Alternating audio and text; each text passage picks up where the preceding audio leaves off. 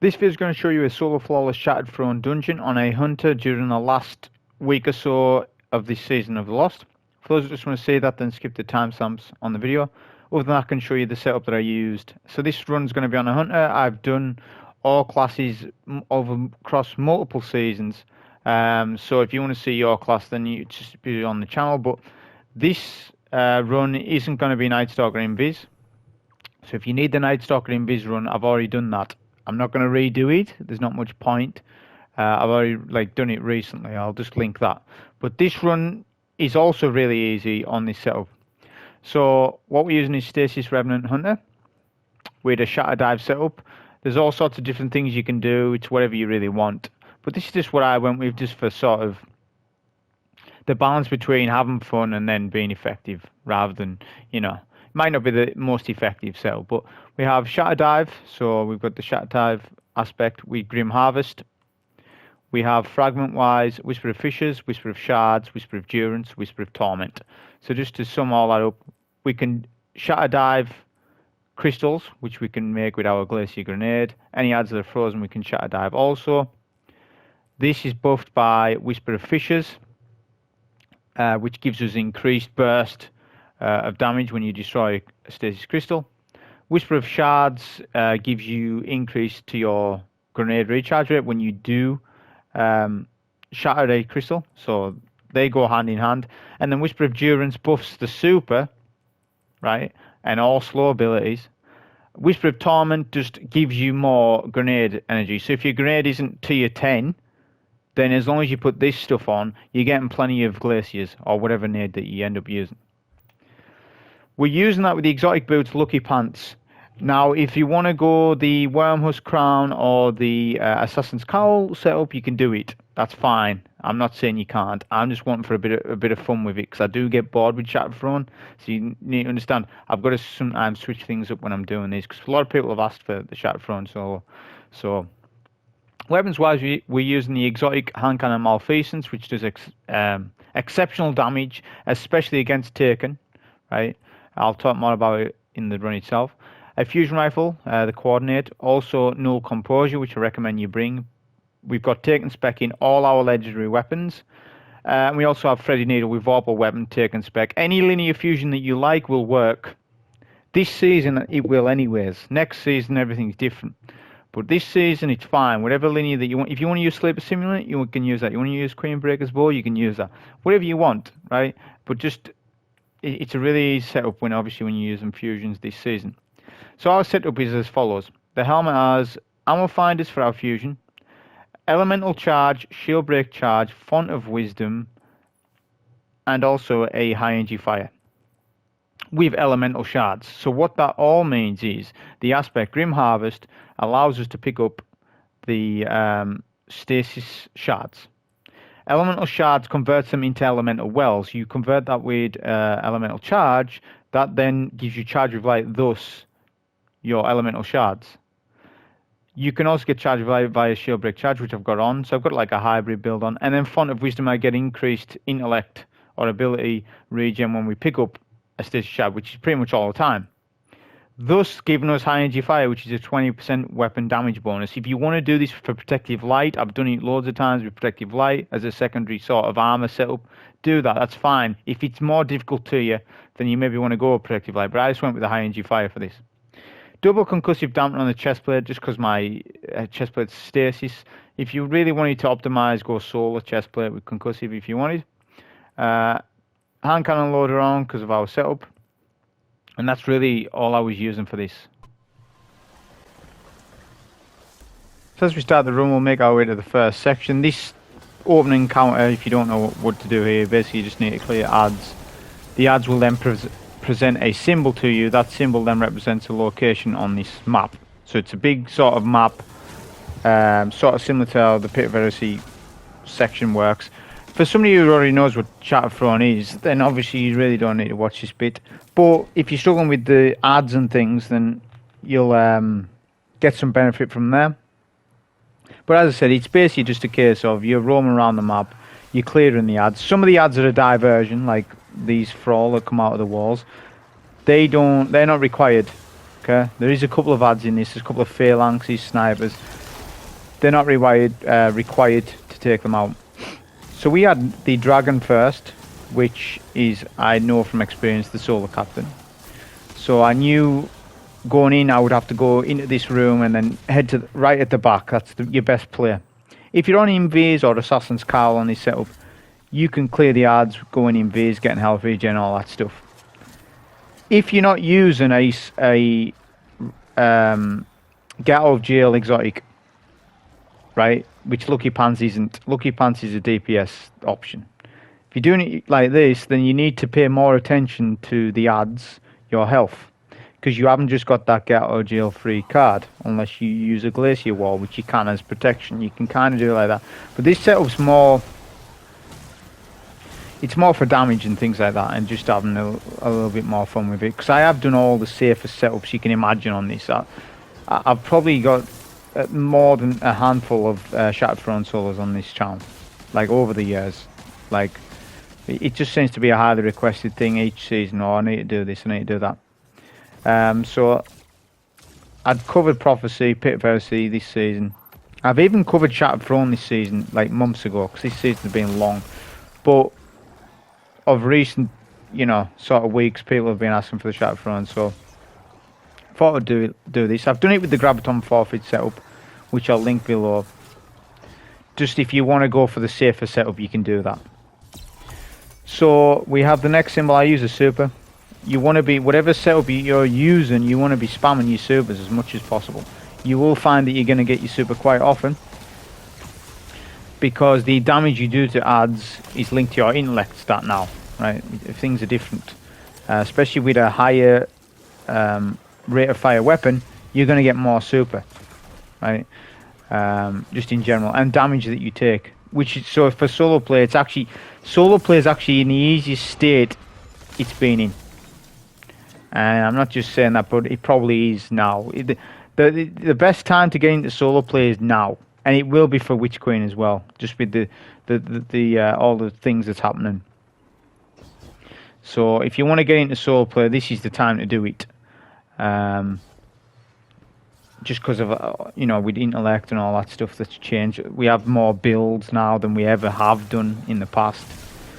So it's the best time to do it. This symbol, we have an Arc Phalanx. We just need to be aware of the orbs. With Shattered Throne, it is only 1100 power, but you still take a lot of damage. You can see I'm still taking quite a lot of damage. Well, why is that? Well, because you're capped at the level that the dungeon is at. So if it's 1100 power, you're 1100 for damage at least. And you're still going to take the damage. You're capped at that. Because obviously, if it wasn't the case, then you'd be 1350, 1360s, and you'd be able to literally kill bosses with like one hand cannon shot, which obviously wouldn't make any sense. So to keep the old dungeons relevant, you know, this is one reason why they do this. You know, I don't fully agree with the way leveling works and the way we can't over-level enemies, so to speak.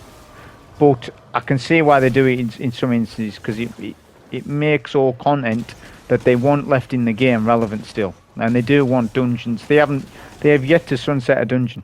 They're not going to be sunsetting dungeons because they realise how popular dungeons are. We'll use a bit of heavy on this enemy here, which this was Tower of the Sky, this symbol. That's fine. What you've got to realise is with Tower of the Sky and Single Fish, which is to my left, those two symbols, you need to pay attention to the snipers. Now, I've already took them out just before, but make sure you do also the double-headed snake, the one just below me. Those three symbols are difficult for snipers. On the other side of the map, where you have the knight and stuff, and the one that I'm going to now, which is double-headed fish, I believe, double fish. There's snipers behind you on that one as well. They spawn in when you get close. Not too bad on this side, but don't be shy just to take snipers out. Use your heavy if you want. If you're using a similar setup to me with the Malfeasance, then your heavy turns into sort of your scout rifle type of thing, and then Malfeasance is your damage, and then your Cartesian fusion is your ad clear. So the heavy slot doesn't serve much purpose at this point. Like, I don't need to spam heavy so much because of this build so good. But later on, I will need to use a bit of heavy. but it's not reliant on heavy, and that's why I like using it. This whole setup is based on you not changing your loadout, like going on Stasis Hunter, then you switch to Gunslinger at the final boss. Before that, I switched to Night Stalker. Like, I don't want to do a run like that. I want a build that's unified for the whole thing. I could swap off to different things, and different builds are better for different encounters. The problem with Shattered Throne is ammo is a problem in here, because you can't put any banners, right? And that's another reason why this makes such a good setup, is because I'm not going to be switching off fusions. Obviously, I'm using particle deconstruction, which I forgot to mention in the build at the start, but I think it's quite obvious. I'm obviously going to be using particle deconstruction if I've got 2 fusions on, right? And that's the first encounter done. Now, if you use a sword and things, you can sort of skip across the cliff, and there's things that you can skip. I'm not going to show you all the skips because this is more of a laid-back run, right? But these ads you do want to skip, which it's easy enough to do. That just don't aggro the ads too much, right? That timer on the ads starts as soon as you start to run past them. So once you start making your way, you have enough time to sort of out-tank, you know, the damage. And if you're struggling with that, then just use Protective Light instead of the high energy fire that I did. I probably didn't need the high energy fire. It's kind of needed for one of the bosses, but not for everything else. I'm just using it because, as I say, I'm used to this dungeon. I am charged with light right now, which you see is buffing with the Lucky Pants. So I haven't explained how Lucky Pants works, because it's kind of an annoying exotic at first when you start using it. So if you reload your Malfeasance or your hand cannon, whatever you're using, you will get the out of luck debuff, which is 9 or 10 seconds. If you swap, so if you swap onto it and you don't start firing, you will get the out of luck debuff. So the idea of it is you've got to swap to it, then start doing damage. So always have your special or your heavy equipped when you're running, because if you're about to swap to do Malfeasance to do the massive damage, you can then swap with a fully loaded Malfeasance. You will then get the buff. Then it stacks up to 10 times damage, I believe. And that's just how you use it, right? Obviously have it fully loaded and then swap to it. But don't run with Malfeasance. Like when you're running from encounter to encounter, you've got to learn to have that special equipped, because it is second nature just to have your primary out there. Because generally your primary 90% of the time is going to deal with ads in anything that you do in Destiny. It's just a second nature thing. But you've sort of got to train yourself to write Malfeasance, stow it, put it away, so that when I do want it, I can then take advantage of the Lucky Pants. Now, if I was on Invis, I'm fully aware of it, and I've done it, as I said, I'll repeat it again because I don't want people spamming me with that. I have done it with Graviton, I've done it with the Night Stalker setups, where you skip all these ads. I'm fully aware of it, but as I said, I really don't want to be using a setup where I'm swapping all the time. You know, I could have swapped, put on 6 coyote, double dodge, or even Graviton forfeit, bottom tree, and then skip them. If you want to do that, that's fine. I'm just literally clearing out all the ads. I've equipped a Scout Rifle, just because it's long range engagement. That is the only weapon I've truly changed. I do change off the Coordinate Fusion to no Composure, but they're literally a fusion rifle apiece. The only reason why I'm doing that is because of the shields at the Ogre boss, which that's where so many people have trouble with this Ogre boss. It seems to be the biggest sticking point for people on getting the solo on this, because they can't get past the Ogre boss. Or they maybe die and then they get it next go. They never end up doing a true solo flawless on it because they die at the Ogre boss, and it's a big thing.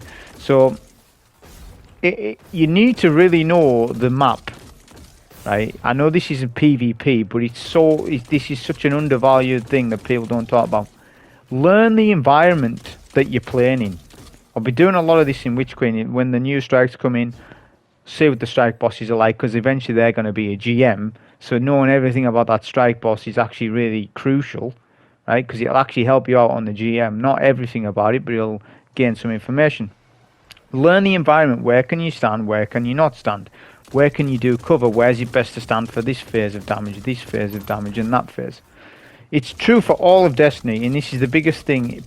Anyone who's good at PvE, Pardon me. Anyone that's good on PvE will learn all the stuff literally the first day.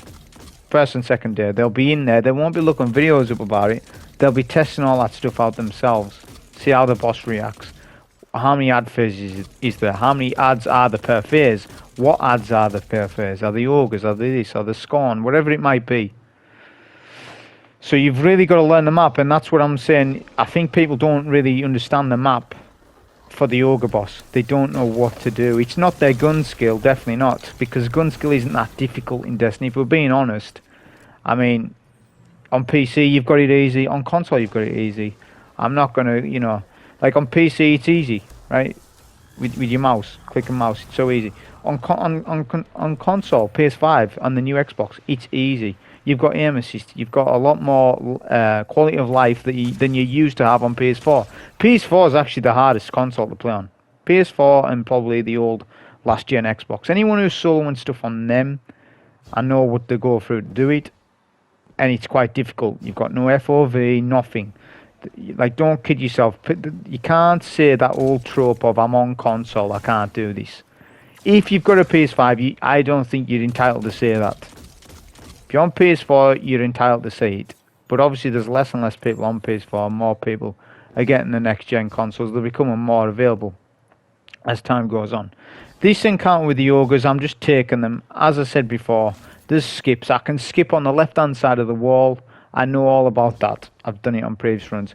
But I'm not doing it like that because I didn't want to swap to a sword and stuff like that. I could have done it with Stompies, but you are going to risk dying and losing that if you don't swap to a sword. And I just didn't want to swap to a sword because I will lose all my linear ammo, and it means I have to farm it all up at the cursed, the Thrall here, not the cursed Thrall, but the Thrall, which, you know, doesn't take that long. I just couldn't be bothered swapping to a sword to then swap back because I'm going to be using a linear for the ogre boss. Now I could have went the sword strat for the ogre boss, but because this season's about to end and particle deconstruction is still a thing, I'm just doing the fusion setup, just so that if there's anyone wanting to do this before, you know, this season ends, then it's dedicated to them. Then you're best off just using this. But you could go Lucent Blade, Lament, even on a hunter, it'll work. It's just, as I say, this is actually not a bad setup either, which I'll show you how to solo one phase the ogre boss on this setup, which, if you don't know what you're doing, can be difficult, but for the most part, it's not too bad. Which you've only got, I believe, 30 seconds. I believe it's a 30-second damage window on this boss. This boss is very similar to just the Grasp of Avarice dungeon boss for the new one. In terms of time, obviously his health pool's nowhere near the same, but it's a similar damage window. Now you notice my health's not regenerating. Why is that? Well, because from the Thrall way, it gets bugged out. Now on a Warlock, you just pop a Healing Rift and it'll fix your health recovery. On a Titan, you know, you do the things you do on there, and on a Hunter, just start fighting ads again. The moment you take a bullet of damage off an ad, once you know, get some regen, it'll fix itself, as you can see. So just make sure you let that happen before you start the ogre boss, because you don't want to be starting the ogre boss with a bugged HP bar. So our ammo's good. So I don't have to be farming up any ammo. You see my ammo. That's the main thing I'm looking at, because there's no way of putting a banner down at this ogre boss, which I don't know why they still haven't got banners available in this.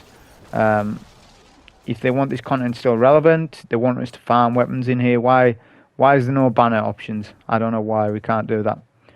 But my ammo's really good for the next fight. Ammo wise, make sure you're good on fusion, and then heavy.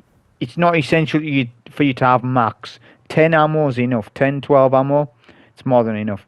Now I'm just waiting here because you can actually bug out. This is another bug. You can bug out the boss. Wait for new objective, then go in the room. If you go in the room too fast, the boss will not spawn. You will have to go to orbit and reset the run. Now if you do that and go from the checkpoint, you will not get soul flawless because you went to orbit. So you need to make sure that if that happens, your run is a wipe. You need to start over. So just do what I say. Wait for new objective to come up on the left hand side. Because actually a run before this I bugged the boss out. So I was just like, what? It's kind of pointless. So I just redone it and just done that little tip there. Just make sure I don't go in this room too fast.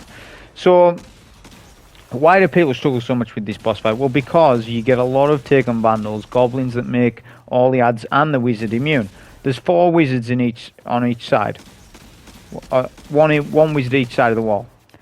Right? So depending on what setup you're using, if you're on Night Stalker, you can go where you want and go invis. But if you're using a build that's not got the safety as such, you can still, not be too bad with this. So what you want to do is focus the adds and use the pillars. There's 2 pillars each side at the back side of the map. I'm referring to the back side of the map of where I am right now. These 2 pillars give you a slight angle of safety from the ogre and the 2 wizards that might be fighting you at that point. So those are your safe zones. Now you really need to pay attention to your HP at all times, really. I'm going to use a Shatterdive nade here. The Shatterdive build isn't going to be the best for you on this. I could have went Cold Snap or even Dustfield, but the Glacier was just very good at the start, but not as good on this one. I do end up changing my nade later though. So the goal of this is that you want to clear out all adds and leave all wizards alive. And then once you've done that, you then want to clear out the wizards, because each wizard that you kill, you get a timer.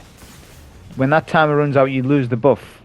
You need ×4 to get the Petitioner's Burden to take down the boss's shield to do damage. Pretty straightforward. But if you don't clear the adds first, that means you've got to hurry up and kill those adds and the wizard within the allotted time. Whereas what you're doing here is making the whole thing a little bit easier. Just clear all the adds first, right? Leave the wizards up, which can be quite dangerous, but with your correct movement, it's not too bad. The hardest is the front side of the map, right? Because there's a wizard hitting you in the back while the sniper, so you really need to go to town with ad clear. Try to not use your super. Your super's going to come in critical for the boss damage, right? So don't be using your super. It might be tempting to do that, but don't. If you get really low and you're foreseeing that you're going to die, then back up, find some cover. Which you can see there's these little bits of cover. You can see I'm sliding in and out between all this cover that you have. There's so much cover in this room. You should never really... The only time you should be really going out where the boss can see you is if you're running past him, because you can avoid all these attacks if you're quick enough. Right, so we've got high energy fire shield break charge. Notice I've broke the wizard's void shield. That's why we have Null Composure on, which gives us a 20% weapon damage bonus. You can see my gun is glowing. That's key that you do that, unless you're going to struggle to solo one phase here. Because we're not on Teb, we're not getting any sort of damage bonus. Apart from particle. But particle deconstruction and high energy fire stack, because particle's a debuff. So we start off with a super first. You'll then be able to tank the void orbs on the first wave, but on the second wave you want to either do a dodge or take some of them out, because if all of them hit you, you will die. Then at the very last sort of phase, you want to either reload your linear or your fusion, whichever. And as I said, if you do a dodge, that will detrack a lot of the orbs for a brief moment, just to give you that enough damage in to one phase the ogre. Because if you two phase, the two phase is more threatening to you than the one phase, because you're gonna have to kill another 4 wizards on top of adds, and you're probably depleted on ammo. So you must go for the one phase on this. If you don't and you're on invis, it's not a problem, but it really helps out. I wouldn't bother using Malfeasance. Malfeasance is amazing, but this ogre is going to be too tanky for a solo one phase. Three people will do it, even 2 people will do it, but one phase I wouldn't. I would just use your heavy and your standard fusion. So now we're swapping all our gear. Well, just a few bits and pieces. Back to the coordinate fusion. We're using the exotic boots, Stompies. That's a key thing you want to do. You may as well, because this is just a jumping section now. You can skip all these adds, right? Even without invisibility, it's fine to do that. You just need to keep on going, walking. Don't take any moment to start shooting adds. unless it's a particular ad that I advise that you kill. But other than that, like for example the 4 wizards here, don't just stand there and start shooting them because you've aggroed them. By the time you've aggroed them, you are making it more difficult to bypass them, unless you are going to commit and kill them. But here's the thing, you can't put a banner in again. That's another thing with this problem with this dungeon. You can't put a banner in. So when you get to the boss fight, you have the ammo that you have, unless you do the correct farming that you need to do off the Shadow Thrall, which I'll show you the point where you can do that. But this is just all a time waste here. You don't need it. This isn't too bad to skip. Again, don't shoot your gun at any point. Just pick a side, left or right. Just skim past all the ads. You stomp his movement, and then you're good. This next phase is 3 solar captains, I believe. You want to jump over their heads and do not be caught by their darkness wall. And then you need to obviously head for an elevator. So jump over the first one like so. If he's aggroed, he wasn't aggroed on me actually. There's another one here. So this is the one that can catch you out. Try and jump over that darkness wall. I did get hit by one, but it wasn't a problem. And I'll go right side. I go right because there's no ads. There's no ads on right. They're all on left. So you know, obviously avoid that. Avoid those. Up the elevator.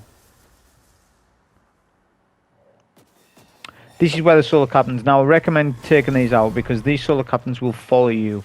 If you mess up a jump that's coming up, they follow you and they shoot you in the back. So just take them out. 62 fusion shots each or whatever. You can also farm ammo here, so you have two opportunities. Right here if you want. I don't need to farm the ammo up. I've got max, nearly max. I have got max on standard fusion, and then linear is really good. I'm going to go as far to say as you don't need any heavy. So if you haven't got any heavy, then this isn't a problem to you. As long as you've got plenty of fusion, then you're all right. Which you'll see how I do the boss. This load, the way I kill the final boss will be very similar to another season, because Malfeasance is gonna hopefully be the same as it is now, right? In terms of its damage. So I'm gonna be doing a lot of damage with Malfeasance, showing you that with Lucky Pants. I'm just farming a little bit more super. My super wasn't high enough. We're also gonna try and get Charge of Light. It's not essential, but we'll get it. I'm picking up a Stasis Shard.